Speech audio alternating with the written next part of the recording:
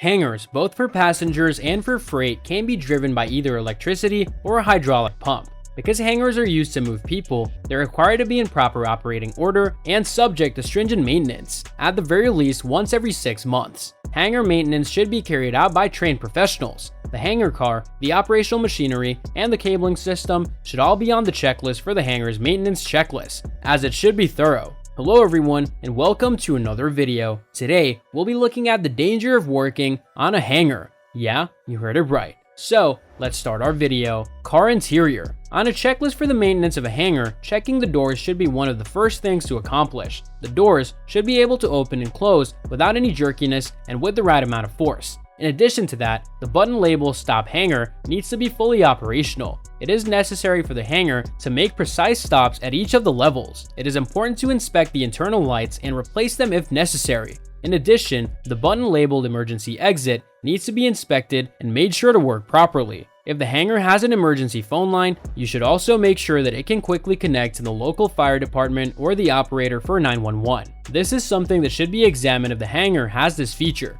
Machine room. The machine room should be the primary focus for the second section of the hangar maintenance checklist. It is essential that there is a proper access to the space and that there is no furniture or other obstruction that prevents there from being sufficient headroom in the area. The lighting needs to be inspected and any burned out bulbs should be replaced immediately. In addition to that, the machine room needs to have adequate heating and ventilation, and it also needs to be stocked with fire extinguishers. It is important to test both the stop switch and the control panel.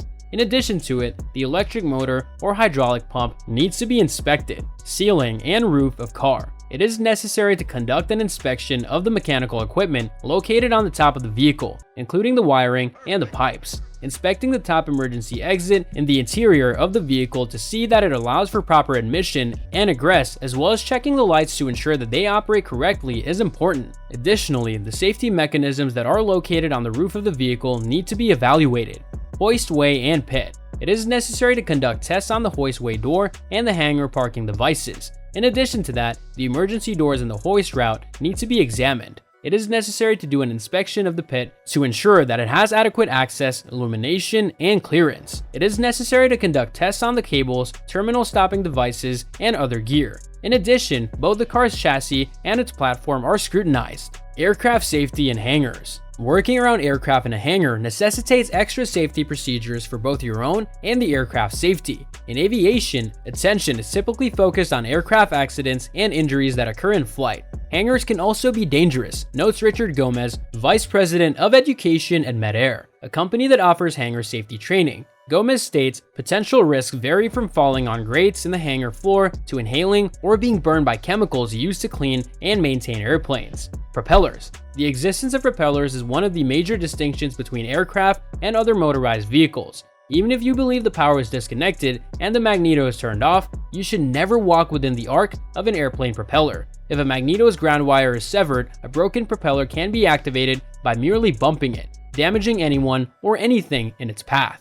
The hangar floor. Electrical lines, air hoses, and floor grates may make aircraft hangars a minefield of tripping hazards. Use retractable electrical wires and air hoses whenever practical. In high traffic areas, hide permanent wires with duct tape or carpet remnants. The flooring of hangars must be kept free of rags, tiny boxes, and other debris that could be sucked into the engine or propeller, or pushed into the hangar by the prop wash during an engine start. Overhead hazards. When working with aircraft, do not wear hats with bills such as baseball caps. When standing up or turning a reach for a tool, move slowly. Leading and trailing edges on the wing, protruding antennas, wing struts, temperature probes, and depressed flaps are just some of the elements that can result in a severe hit on the head or worse. Working around aircraft. When transporting ladders or pushing carts in a congested hangar, it is simple to damage the exterior of an aircraft. When working on an engine or under the hood, remove all jewelry, pencils, and tiny tools from your shirt pockets, as they could fall into the cylinder fins and intake areas. When transporting aircraft in and out of hangars, ensure that the doors are wide open enough to accommodate tail fin caps and navigation lights on the wingtips. Switches and controls. When the airplane is in the hangar, the pilot should proceed with extreme caution when engaging any of the cockpit switches. There's often confusion between the appearance of a flap switch and a landing gear switch. Both pilots will perform their respective tasks. One will lower the flaps for an inspection, and the other will drop the plane onto its belly, potentially breaking one or more of the jet's pricey propellers. When the master power switch is turned on, you should always double check the marks on each individual switch. Medical and fire equipment. In the hangar, a first aid kit and a fire extinguisher should both be stored within easy reach of each other, and you should be familiar with how to operate each piece of safety equipment. Inside of an aircraft hangar, smoking should never, ever be tolerated under any circumstances. Fuel tanks and batteries that are being charged can both generate potentially explosive fumes that are invisible to the naked eye. In addition, there are a lot of highly flammable cleaners that are utilized in the process of aviation maintenance. And that's all for today's video. What are your thoughts on this? Let me know in the comments section down below. I hope that you found this video interesting, and if you want to see more videos like this, please consider subscribing to my channel. See you in the following video with some more of the latest updates, and until then, stay tuned!